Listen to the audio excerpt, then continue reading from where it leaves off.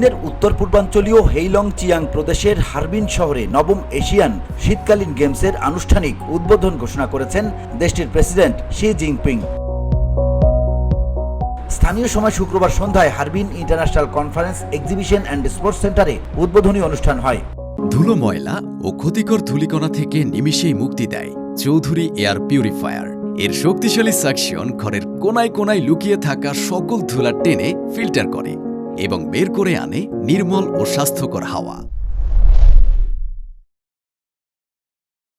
অনুষ্ঠানে উপস্থিত ছিলেন ব্রুনাইয়ের সুলতান হাজি হাসান আল বলকিয়াহ, কিরগিজস্তানের প্রেসিডেন্ট সাদির জাপারাভ, পাকিস্তানের প্রেসিডেন্ট আসিফ আলী জারদারি, থাইল্যান্ডের প্রধানমন্ত্রী পেতং টার্ন সিনাওয়াত্রা, দক্ষিণ কোরিয়ার জাতীয় পরিষদের স্পিকার উন সিক, আন্তর্জাতিক অলিম্পিক কমিটির সভাপতি থমাস বাক এবং এশিয়ান অলিম্পিক কাউন্সিলের সহসভাপতি টিমোথি ফক্সান্তিং।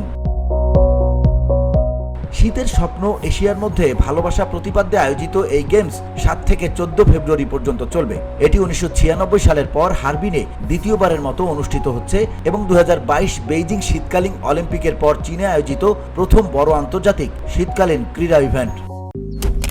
মালয়েশিয়ান প্রযুক্তিতে তৈরি অত্যাধুনিক cleaning machine modern vacuum cleaner যে কোনো ধরনের ধুলো ময়লাকে পরিষ্কার করে ঘরকে করে তুলুন চকচকে ও আকর্ষণীয়।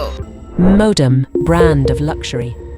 এবারের আসরে 34টি দেশ ও অঞ্চলের 1275 প্রতিযোগী অংশ নিচ্ছেন। VOD Bangla news desk.